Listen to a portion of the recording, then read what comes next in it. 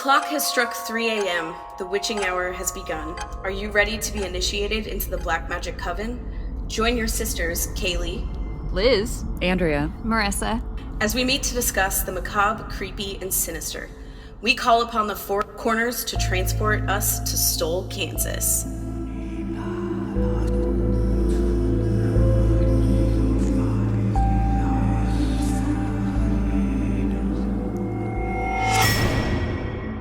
So, ladies, do you guys know anything about Stull, Kansas? So prior to recording this podcast, I knew very, very little, even though it's like 45 minutes away from my house. So, no. No, got it. Liz, what about you? I mean, for me, I know I've heard of it here and there. There's been like a couple times where I've heard it in a pop culture reference. But I really haven't ever looked into it very much. The only thing that I've ever remembered was the staircase, which I know we will talk about, so. Yeah. Marisa, is this totally new to you?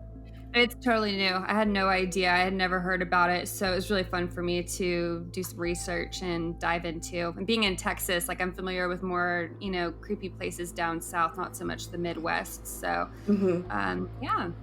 Well, this is going to be fun. Like a few of you, Marisa, or not Marisa, but Andrea and Liz, we grew up not too far from Stull, Kansas. In high school, I have many stories from friends who tried to go down there. So I'm going to give you guys a little background about Stull, and we'll talk about why many people believe it is not only a portal to hell, but one of the 7 gates of hell that are located in the world. So we're going to start with a little background. Stull is an unincorporated community located in Douglas County, Kansas. It was founded originally in 1857 and was initially known as Deer Creek. Later, it was renamed after its first, and in some articles I read, its only postmaster. His name was Sylvester Stull. So it becomes Stull. Don't we just love the USPS? Yeah. Go buy some stamps. Send some postcards. I mean, this town named their town after their postman, so they clearly love the postmaster. So the first members of the community, first of all, since it's unincorporated, it's never been a very big town. The largest population I could find was about 31 people at any given time. So in 1867, they had been, up until 1867, they had been worshiping in neighbors' homes. So they would just go from house to house and worship together on Sundays, I guess, until eventually they built a stone structure that they called Evangelical Emmanuel and Deer Creek Mission. So later on, it simply became known as Evangelical Emmanuel Church, and it stood for a while. They utilized it for a very long time until 1922, when they realized they really needed a new spot to worship. It was kind of starting to fall apart. So the 30 residents somehow raised $20,000 to build a wooden frame church just across the way from the original standing. That's honestly very impressive for the time period. I feel like 20 grand, that's like a lot of money. Thinking, how the hell did they come up with 20 grand? So during my research, one of the creepy facts that I found that has nothing to do with the gate to hell, but was that they had nothing else to do, and so they would play baseball and hunt rabbits.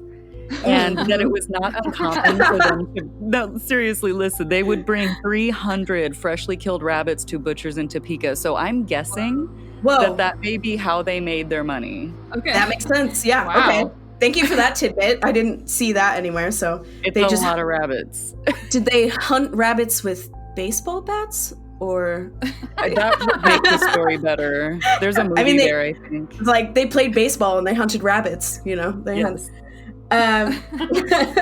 So the new church was eventually, once it was built, it was the Stull Evangelical Church, and the old stone church just kind of was left abandoned.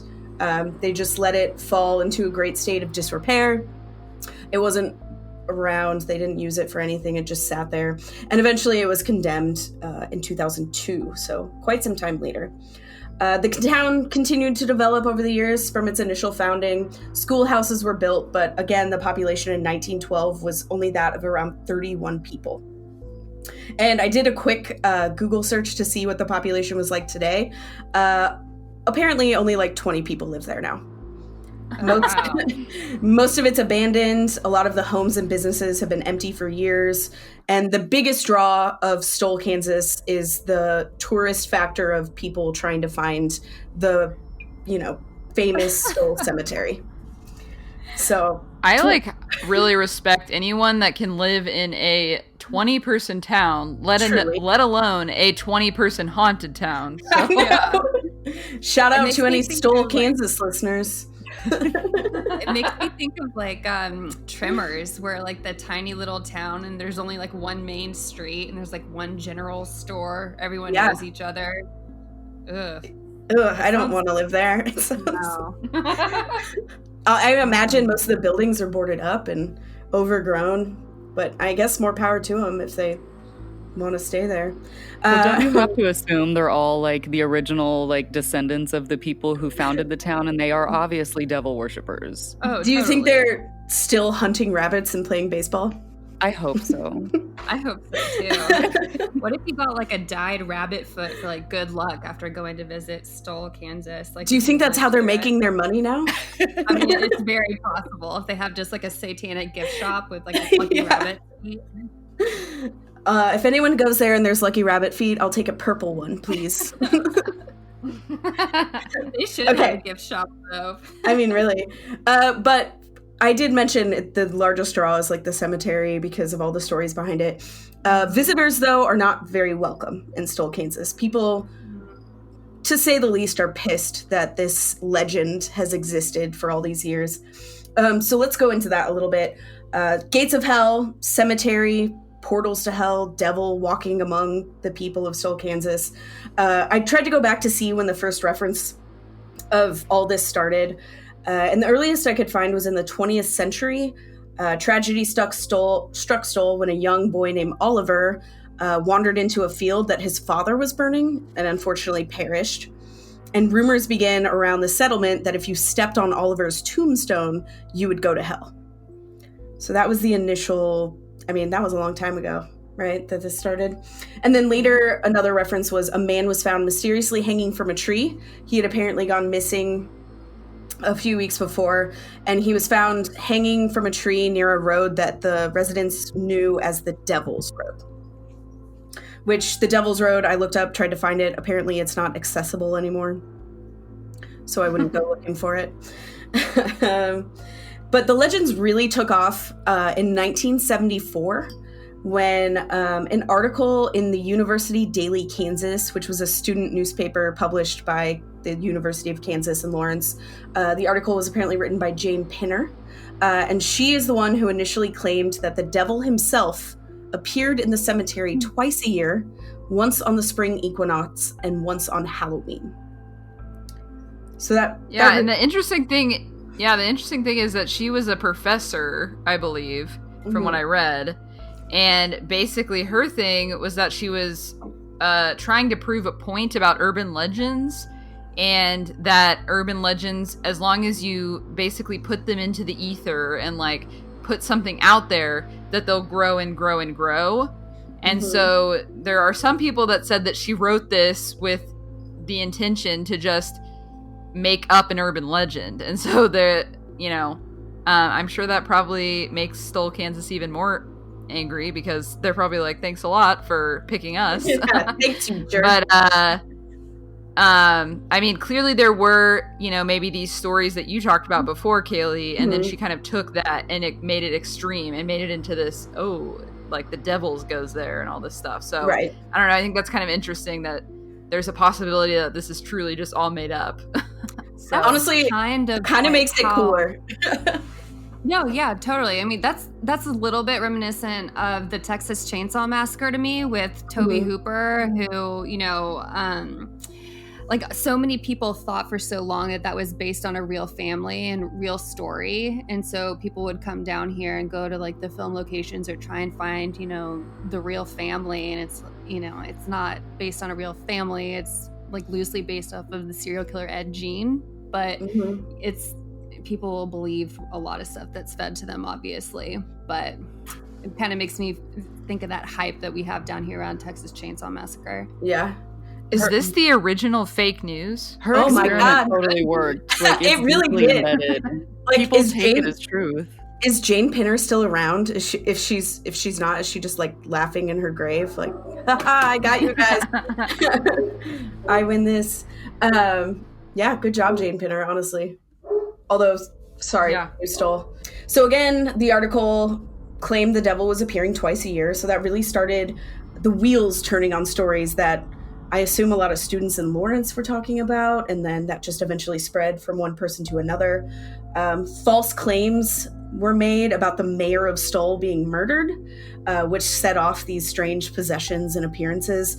But fun fact, there never was a mayor of Stull because it was an unincorporated town, so they never had any official people other than the postmaster. Many claimed that the church ruins were possessed. They say it was used by witches and occult groups for worship. The church had no roof, so many claimed that when it rained, the rain never fell into the church ruins. It just avoided the church. I don't know specifically what would prevent rain from coming into a cursed church, but you know. This is one of the stories I always heard. Right. This is one of the stories I always heard in high school of kids that would try to go down there. They would throw glass bottles at the church and claim that the bottles were impossible to break, no matter how hard you threw them against the brick walls of the church. But I did see some articles that reference specifically if you're holding the bottles in the shape of a cross, that's what makes it impossible to break.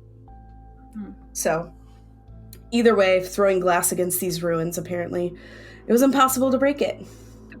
So there were supposedly 7 windows in the church, but sometimes people would count 8, and then within like a few days, something bad would happen to them. So like some people would go in and just count the normal 7, and then some people would count 8. I have no idea where that came from. I just saw it on a couple of different websites. Yeah, I saw That's that fun. too. There was a creepypasta account. There was like a YouTube video of a guy talking about how him and his buddy went over there, and it was late at night. And I think they went like on the eve of Halloween, so All Hallows Eve. They went to check out the cemetery, and they said that they saw an 8th window, but they also heard singing, like a choir coming from the inside of the church, and all the lights, it was lit up from the inside. And apparently, yeah, that means that something bad is going to happen later on. They just booked it and got freaked out. But yeah, I there's an have account heard that the I have tale. I have heard the tale of hearing like what sounds as if a church choir is singing within the church. But again, that was another story in high school that kids were talking about. If you go to Stull, you might hear a choir singing or ghostly noises. It's fun. Another tale that came on, ghostly noise, like screams, I guess. I don't know. They was always just scary noises. Yeah, what does that even mean? I don't. You know, when a teenager is telling a scary story and they're like, I heard a thud. There you Yeah. go. Okay. Yeah. See, and in That's my it. brain, it's like Gregorian chant is what it has to be. I mean, if we're talking satanic, yeah, I imagine like deeper chanting and less angelic singing, but who knows? So another fun tale that came along was a tale of a pine tree that apparently stood very tall in the cemetery. It had clearly been there for years and years prior, probably to even before the town was established. And it just kind of stood overtowering the cemetery, and it had grown a tombstone. It had grown around a tombstone, so the trunk had kind of split over time. After like the tombstone was planted next to it, the tree kept growing. And they say back in the day there were tales of witches having been hung from this tree, and that attracted other witches to come on May Day Eve and Halloween to hold black masses in celebration of their sisters that were wrongfully hung from trees. On October 30th in 1988, the tree was apparently cut down, this official tree. The town said that it had died over the summer, so that's why they decided to cut it down. But many people speculate that it was because of all the stories revolving around this specific tree that the town was like, cut it down, get rid of it. We don't want people coming here anymore. Yeah, and then I also read that they wanted to get rid of it so that people wouldn't be daredevils and try to climb it, because I guess there was also something about like trying to climb the tree, like and because it was so tall and because it probably was dying, I think it was very unsafe to actually climb. That makes sense. And so I think they were trying to avoid somebody hurting themselves. So they were like, let's get this freaking tree out of here. All these like punk teenagers coming to Stull, Kansas to climb trees and see ghosts. Like, man, we're gonna have a kid. Yeah, die they're like, the last thing we need Yeah. is a kid dying in a tree in the cemetery, because then that's just gonna be a whole nother rumor. So Exactly. So this is my favorite part, which this is the kind of one of the most notorious elements of it, is the staircase to hell that apparently exists within the property of Stull. So there's rumors of these staircase existing. It's said that if you're facing the church, it is located on the right-hand side, but that they're difficult to find because there is a lid over it, and the lid is covered. It's been overgrown, obviously, over all these years of not being maintained, so it's not an easy thing to find. A couple of rumors regarding the steps, if you actually do find them and start walking down them. Multiple people have stated that as you're starting to descend, it feels as though someone is forcing you down the stairs. You no longer have your will taking steps. Someone's kind of pulling you farther into the staircase. Another one is that if you are walking down the steps, it feels as if a moment has passed, but when you turn back around to ascend back to the top, it's actually been 2 weeks since you started descending the staircase. So you gotta experience a time lapse. I remember hearing a story too in high school of some, paranormal, I don't even know who it was. It was just a story, but some paranormal team deciding to descend the staircases, and they had all this equipment with them. And once they got a certain point into the staircase, everything went out and nothing would work. And they ended up getting lost in there for hours, even though they should have just been able to turn back around and walk up. They couldn't just find their way back to the top of the steps. I wish I had. Yeah, it's kind of interesting because there's like a big part of the the book Annihilation, not the movie. Mm-hmm. Ooh, yeah. Like a big part of the book is like with a staircase, like where she just keeps like it's been a while, but like she just keeps walking down it, and like there's something very creepy about that, like just being stuck in like an unending like amount of stairs, whether it's going up or down, and just not knowing where it's going to end. I mean, I do love that like visual. There is something very spooky about that. So I think that's also kind of the point of steps, right? Is eventually you'll reach the top or the bottom, and that's what makes it so scary. Is you're walking and thinking eventually you'll reach one or the other points, and when you don't, it's just especially terrifying because there's no turning left or right, or it's you're going forward or you're going backwards. So yeah.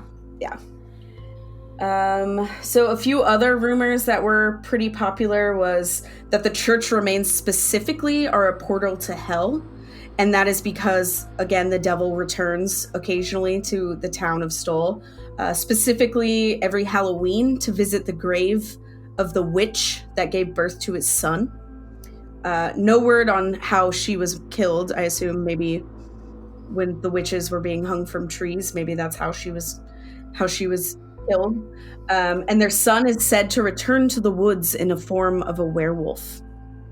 That's so sweet, though. Yeah. Like, it's so romantic. He comes back every Halloween to like visit his love and his son. Family reunion. It's a sweet family reunion. Yeah, I want the best holiday of the year. I want to love like that, come visit my grave. I know. The sun is howling off in the distance as a werewolf. Yeah. One of the ghosts does not have a good love story. One of the ones I read, there was a ghost, and it was a woman that was buried with her husband. However, she very much did not want to be in the grave with him, and she was wanting to be removed, and so she was a common apparition that people claimed to have seen, but she was very disgruntled about being with him. Oh yeah, I read that too. That would be the worst. Yeah. What's the other One thing? of the other things I read in regard to the devil visiting and having a son is basically most likely the real version of that story is that a woman had, because the devil's son was supposedly died fairly soon after it was born. Mm-hmm. And basically what they think is that most likely what happened is that a woman had a baby that had a disability or like a chromosomal thing. Mm-hmm. And then like the town was all like, oh, it's the devil's baby. Because like it was so long ago that they didn't know how to handle like a disability like that. And so it would be like a physical like change, like something about them wouldn't look, you know, how it should look. And so they freaked out about it. And so that was part of what started that part of the rumor, was that this poor woman just had a baby that obviously had a disability and then was sick and didn't make it. And so then like, which that's like to be the Debbie Downer of the story. It's like, that's what's so sad about when you read about stuff from so long ago, because you're like, wow, it sucks that people then were trying to say that your baby was the devil's baby just because it had a disability. Like, yeah. So Thanks, Liz. I'm sad now. Yeah, but that's common. Like a lot of exorcism stories are people that were struggling with mental health disorders that like they didn't know how to treat because it was so long ago. Yeah, they just assumed something far worse was happening. And that is definitely the sad part of stories like that. There is an alternate rumor to that version of the story. What? Oh no, I was just saying that like that's the most logical and like rational like underlying folklore. You know what I mean? So I mean, I can totally exactly. see that happening. I read somewhere too that the kid had red hair. I was like, damn, you're just gonna throw on like another no. hair. You know? Like, of course, he has red hair. He had no he soul. was a ginger. Yeah, like, he has no soul, like a hair of the devil, like fire. But and that is the alternate thing. So I saw the story of his like wife that he came to visit, but also the older rumor that's similar is that the son of the devil is buried there, and that is why he returns to visit his son's grave. So Liz, that kind of plays off of, you know, if it's not visiting his wife's grave or his lady's wife, it's this, like you said, a baby that was probably born with disabilities that they didn't quite understand. I think that's sweet. I find that really adorable. But it's not that scary. It's not like he's going to torment people. Yeah, he just wants to visit. Yeah. So more just general rumors, which I don't even know that this would be possible anymore, but if you get a chance to stay the night in the cemetery, there's all kinds of reports of, you know, bring extra batteries because the energy there drains the batteries in your flashlights, and you'll hear all sorts of inhuman noises, low growling, and occasionally the choir singing. You'll experience cold winds in the dead of summer, things like that.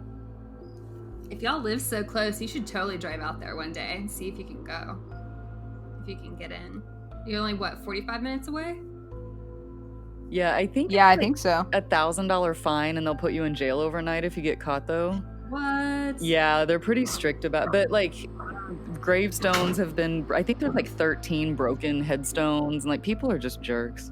Yeah, that's lame. Yeah. I mean, people are still buried there, you know. Yeah, I don't know if it's worth it. Again, like if you're brave enough to go, but I did have a group of friends in high school who, and again, this was a group of teenage boys, so who knows the truth to this story, but they decided to take a trip down to Stull, and the sheriff or officer, whoever was patrolling, happened to catch them, and he threatened to throw them in jail, but they were 16, I think, so he made them all do 100 push-ups and then let them go. That's amazing. According to them. I would still be there doing push-ups. I don't know if it's true or... Yeah. I would die. I can't do 100 15 push-ups. years later. I mean, right. Throw me in jail, officer. We're going to be here forever.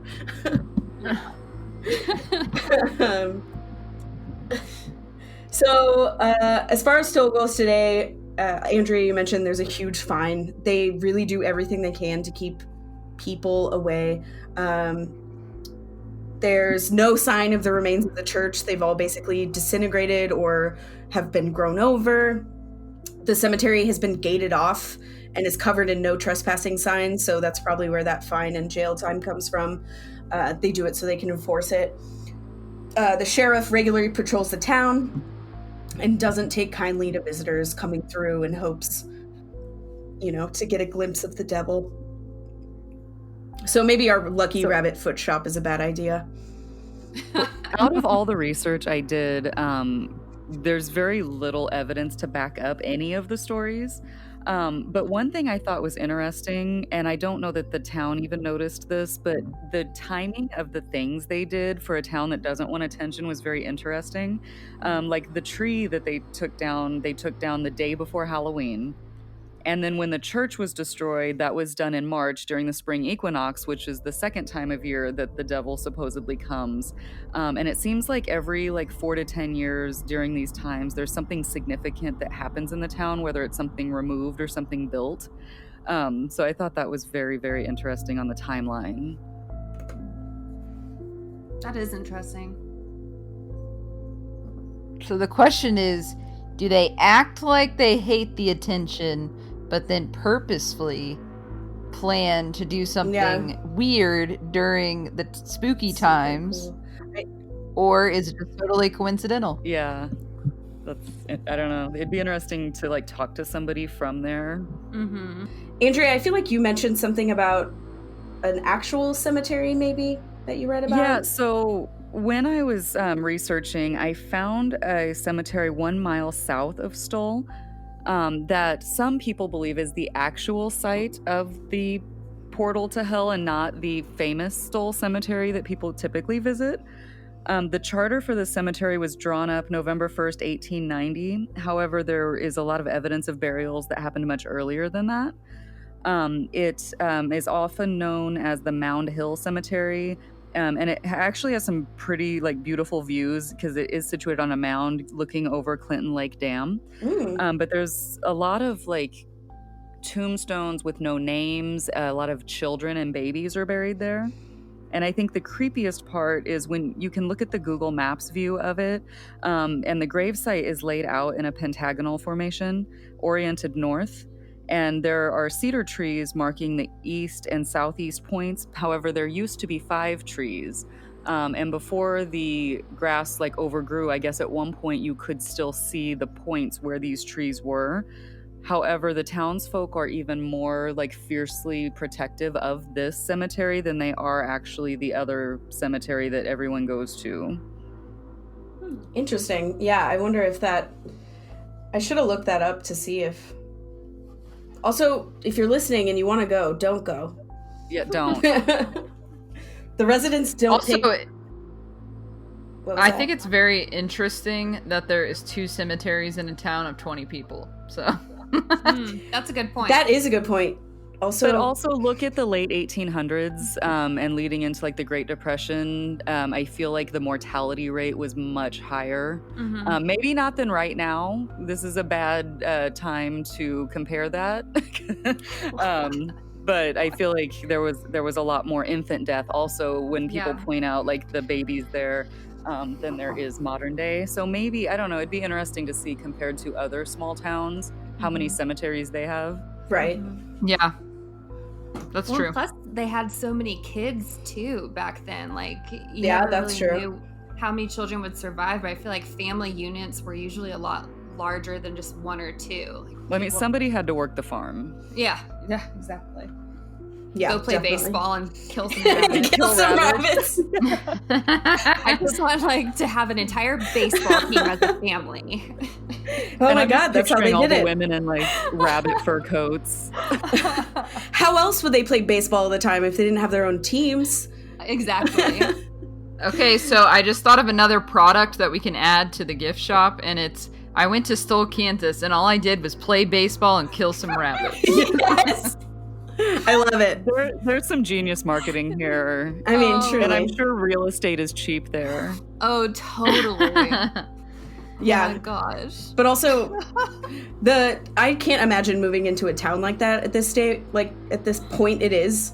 Can you imagine buying a house there now and moving in? And you're just like, oh, hey, neighbor. And they just stare at you through their window. With a pitchfork. Yeah. Oh, yeah. American Gothic in everybody's front yard. Because you're right. Andrea, you mentioned what you think maybe be like the actual portal to hell. If why else would they be so protective if they didn't have descendants in that cemetery? Well, and in one of the articles I read, it said a lot of the people in the town were like had generations that had lived there. But like I'm horrible at like geography. How far away from Lawrence is Stull? It's only like 15 minutes. So you could live there and commute and have like a real job. Yes, definitely. Yeah, because it's not too far from Topeka either. It's even closer, I think. Or maybe just farther. I don't know. I'm also bad at geography. But so Stull obviously has influenced a lot of things pop culture wise. I know, Liz, you had mentioned at the beginning that you'd seen it referenced in pop culture things. Just a few things specifically. The band Urge Overkill, which I'm not personally familiar with. Andrea, you seem to have known them. So I have a soundtrack fetish, and Girl, You'll Be a Woman Soon from Pulp Fiction is like one of my favorite. It's a remake, but their version was one of my favorites. And so that's how I stumbled across the album back when I may have been wearing Jankos and Doc Martens. Yes.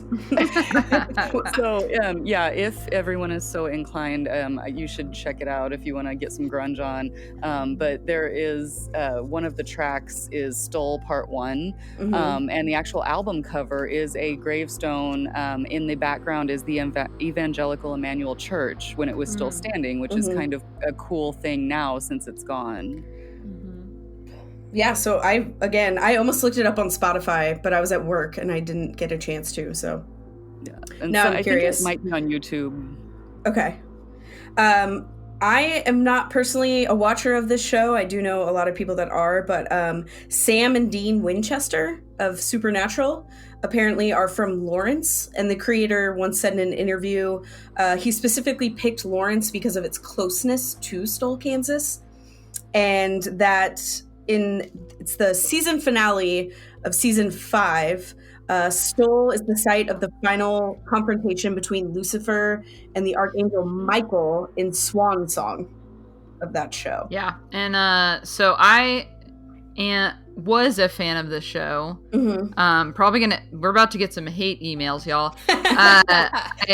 None of us have watched it, right?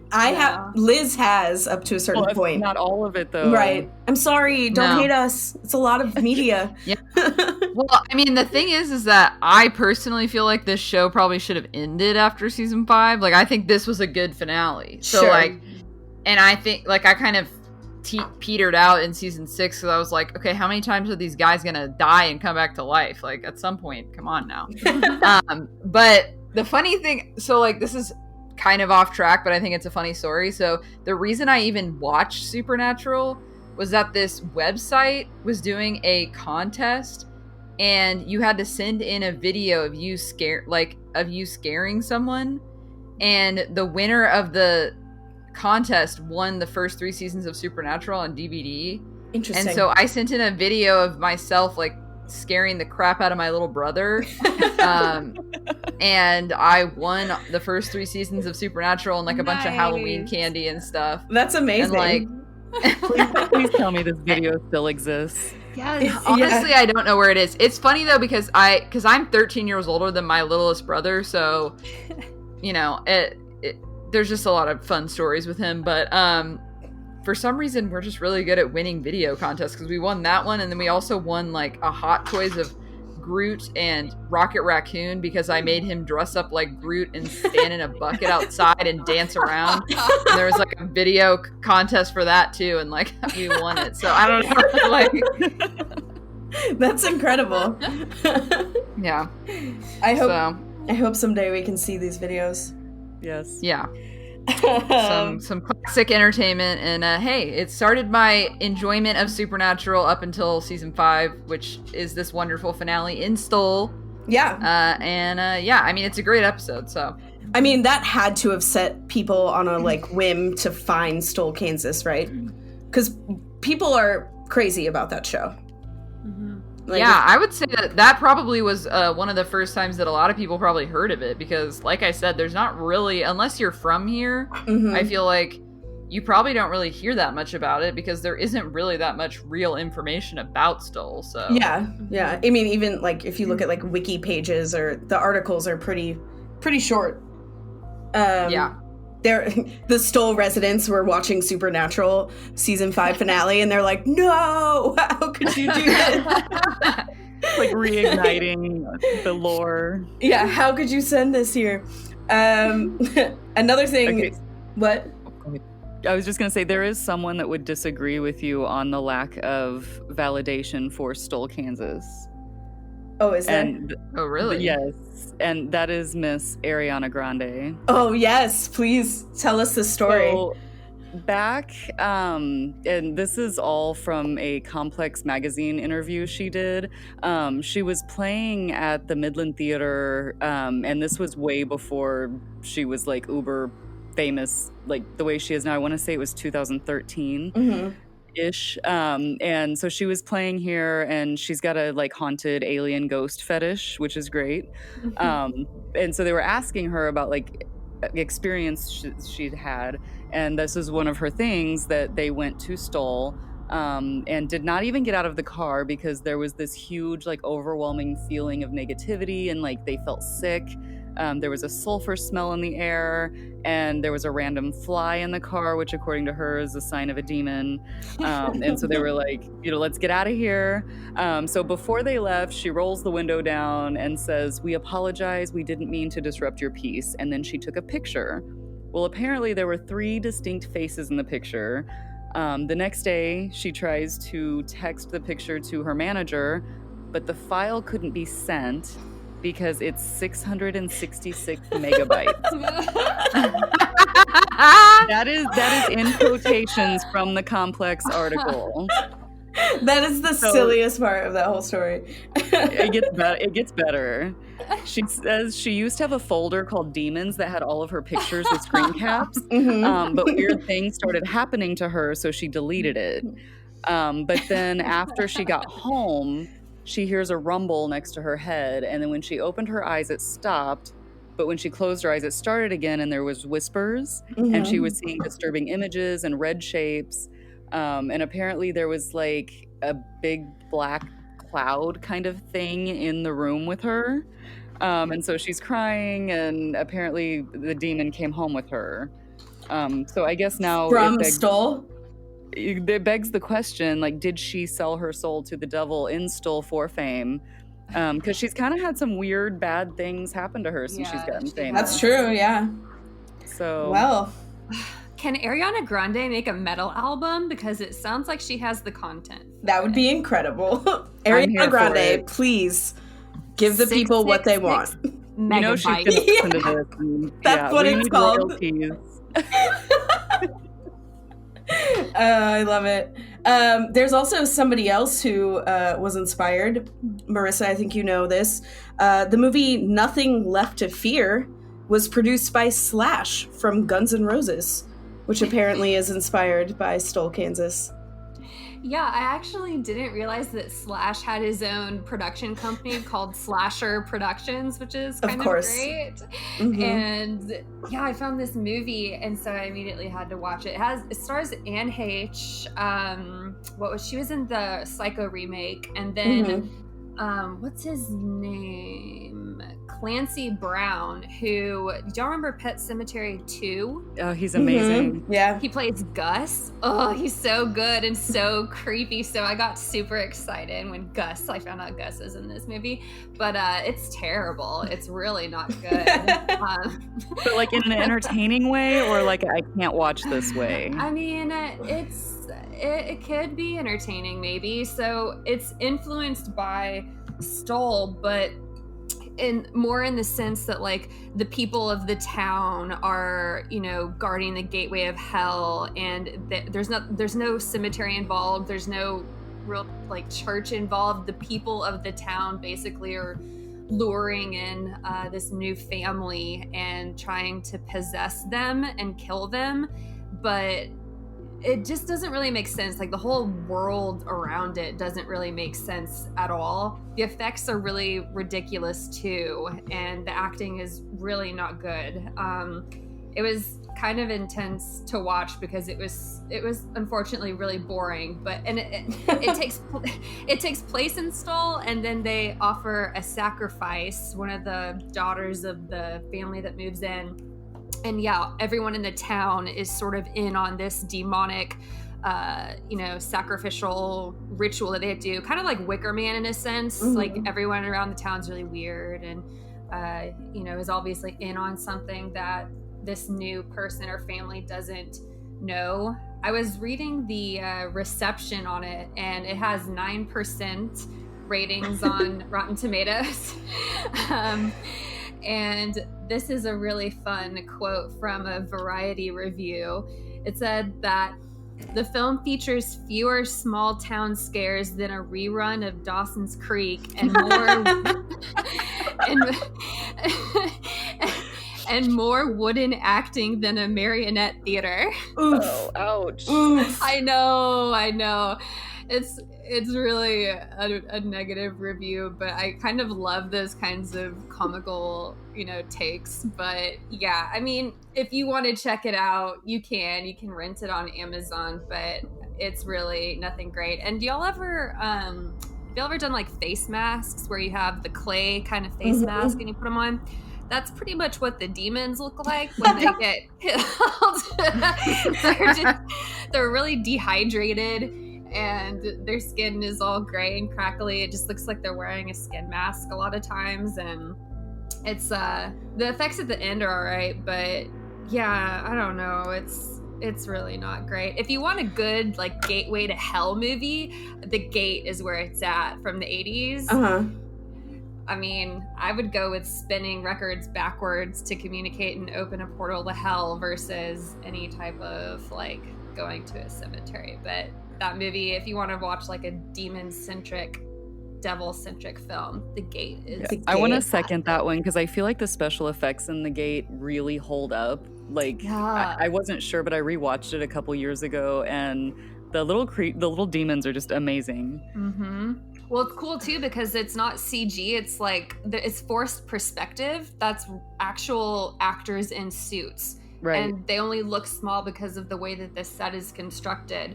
I mean, The Gate 2 isn't that great, but the original from 1987 is awesome. I love it. It's one of my favorites. I just have to say, I looked up pictures of Nothing Left to Fear, and you're right about the face mask thing. It does look like that. Also, the poster is pretty rough. Oh, I know. It says "Let Us Pray," but it's Prey. Yeah. It's very punny. And then some of the makeup when they do become demons, it's like borderline Juggalo makeup for a minute, before it transitions into like looking demonic. And yeah, it's really not good. It had a lot of potential. I think there was a lot of potential there, and like maybe some people could be into it depending on what your taste in horror is, but it definitely fell flat for me because I was wanting some actual like even like a found footage film could be cool to reference Stull, or they didn't utilize really any of the lore behind it. The staircase or the windows, the choir, the chanting, the tree, the witches. There's so much there, but they didn't utilize any of that. It was just like a town that sort of killed one of the girls and sort of didn't, but then she turned evil and everyone was scared of her. It was like a missed opportunity. Yeah, I feel like that happens sometimes with horror films that are like, yes, this is what we're going to reference, but they really just use the name of said place and not really much of the history. Or because you could do so much with that. Mm-hmm. Yeah. Well, that's all I have for Stull facts for you guys. That was I don't think we should take a field trip there. It seems like no. But we could invest in a property. we'll open that gift shop. Yeah. Yes, that's what we need to do. See, I would think like an orphanage or something would be appropriate. For what all the ghost haunted. children. So I don't want to be part of that. Yes. Yeah, we can let an the orphanage for the ghost children. Somebody's got to take care of them. Yeah, that's fair. Honestly, that sounds like a better plot to a movie than Nothing Left to Fear. So maybe we should just write a movie based on Stull. Yeah. Oh, so I think it'd be really cool. Like, it has a lot of potential, like it said. I mean, yeah. But yeah. Well, we did it. We toured Stull, Kansas. Here we are. It was very spooky. I mean, well, okay, to be fair, I am not as spooked about Stull, Kansas as I feel like I should be. I don't know. No, that's fair, I think. Yeah. There's so many things where I'm like, no, that's probably not true. Like, right. I mean, I think the scariest thing out of everything is probably because I have nostalgia for it, is the staircase. Yes. Because that's the first thing I ever heard about. And that's the thing that I think creeps me out the most. And the fact that I can never go to really see if it's there or not, it makes it interesting, and it makes me want to know more about the staircase, because that to me is the creepiest thing. And just the idea of having this really long staircase to who knows what. There's just something creepy about that. I agree. Totally. I think that's kind of the coolest part of the story of Stull. I think it's cool just because it is completely made up, and I think everybody agrees that it is just lore that has embedded itself in pop culture and really no basis of fact. And the poor townspeople, I'm sure they hate it, but definitely, I just think that part is really cool. Yeah, that's true. I do like that. We have fabricated this entire, myth of Stull, Kansas, and there's something good job. We all worked together and we made this spooky thing kind of come to life. Yes, but also leave the residents of Stull, Kansas alone. They don't want you there.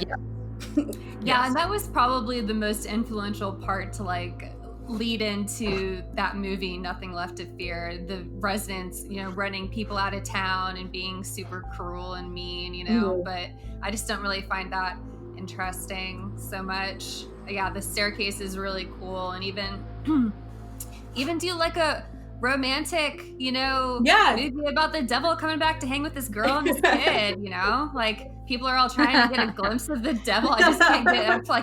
Leave him alone. He's chilling, Let him have his moment. Let him have his moment. It's fine. He's not doing any harm. No. It's go break up a date with the devil. No thanks. Yeah. Seems like it could backfire very quickly. Just a little bit, yeah. Well, to wrap this up, should we talk about what's cast a spell on us this week?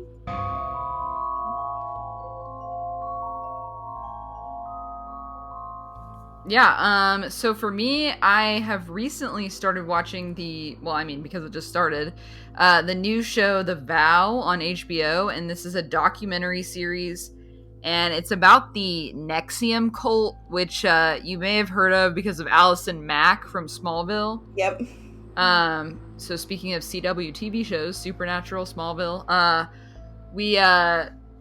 Allison Mack, she basically has helped to convince people to join, but there is a leader of the cult, and it's just wild. I think it's interesting because it is such a modern day cult, and it's a current thing that happened. And so I don't know, sometimes I think of cults as that's the 80s and whatever, people were doing drugs and getting freaky, and I don't know, they were just being weirdos. So I think it's interesting to see this new age cult. I mean, obviously we still have Scientology, which is totally a cult, but this is very similar, I feel like, in parts to Scientology. And it's fascinating because they have 3 people that are kind of the voices of the documentary that were all part of the NXIVM program at some point, but in different ways. And so it's interesting to see from all of their viewpoints, because there really was only certain people involved in NXIVM that were negatively affected. So it's kind of interesting because there was people that just thought it was truly doing good work. And so I don't know, if you like cult stuff or crime documentaries at all, which I'm assuming if you're listening to this, you probably do. I highly recommend The Vow on HBO. It's a wild ride. I'm really loving it. There's only 2 episodes so far, and I mean, I can't get over it, so it's great. I've heard great things about that, and that cult is interesting. But Speaking of HBO, for me, and I don't want to go into too many details, but Lovecraft Country started airing. The 3rd episode aired on Sunday. If you're not familiar with it, it's based on a book by, who's the author? Matt Ruff. Yes, Matt Ruff. Have you read the book, Andrea? I have it sitting on my side table. Okay, so I actually haven't read the book. I'm sure I'll visit it after the show. But it's really interesting. It follows Atticus Black, his friend Letitia, and his uncle George on a road trip in like when everything is segregated in the 50s, and it takes place mostly in a town that inspired a lot of H.P. Lovecraft stories take place in. So it's a lot of monsters, also not just fictitious monsters, but also the monster that is racism in the 1950s. So it's super well done. Liz, I would love to chat with you about episode 3, but I don't want to give away spoilers, so I don't want to do it on the podcast. But yeah, Lovecraft Country, highly recommend it. Yes, I second that. So my thing right now is I am reading a book called The 7.5 Deaths of Evelyn Hardcastle by Stuart Turton. Mm-hmm. And it's kind of your basic kind of KCPT masterpiece mystery novel where this woman, Evelyn Hardcastle, is going to die every night, but one person can solve the murder. He has 8 days, but every day he wakes up in a new body of a person that's staying in this house, and he doesn't remember much. And it's kind of like Groundhog Day with like thriller murder investigation thrown in. And totally not a horror book, but it's like kind of haunting me a little bit. I've had a couple nightmares and it's surprisingly great. So definitely recommending this one. Awesome. That sounds interesting. Mm-hmm. I actually have that one on my shelf. I haven't read it yet, so I need to get around to it. Yes.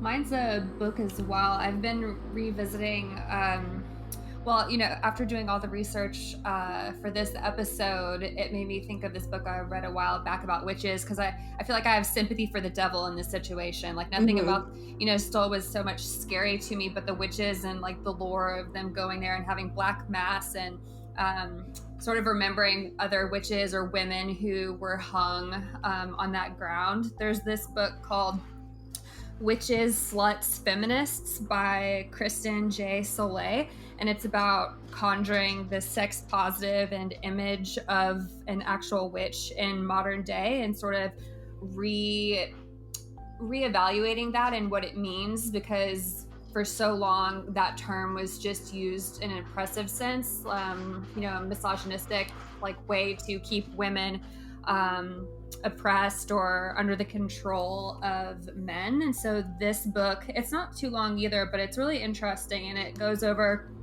the history of, you know, kind of like witch feminism, it says, and the research on the demonization of women and female sexuality that's continued since the witch hunts all the way up to the modern era and within pop culture as well. So it goes over like reproductive rights, sexual pleasure, queer identity, sex work, all that stuff, and it's really interesting. So I definitely suggest checking it out. It's a really cool historical account of what, you know, people stereotypically think of it as a witch, but in what reality, what that really was in terms of women, and then how that transpires into today. Awesome. That sounds like something I'm going to buy immediately. It's great. Yeah, it sounds awesome. All right. Well, thank you all for tuning in this week to our Coven meeting. We hope you all enjoyed it. And if you did, please like, subscribe, follow us on wherever it is you listen to your podcasts, whether it's on Apple or Spotify, Anchor FM. Please be sure to subscribe and review us, and follow along on social media, Twitter, Facebook, Instagram at Black Magic Coven. We hope to see you next week. Andrea, do you want to tell them what we'll be discussing? Yes, next week we are having dinner with the Master Butcher, the Rottenberg Cannibal, Armin Meiwes. Can't wait. Well, guys, this concludes the gathering of the Black Magic Coven.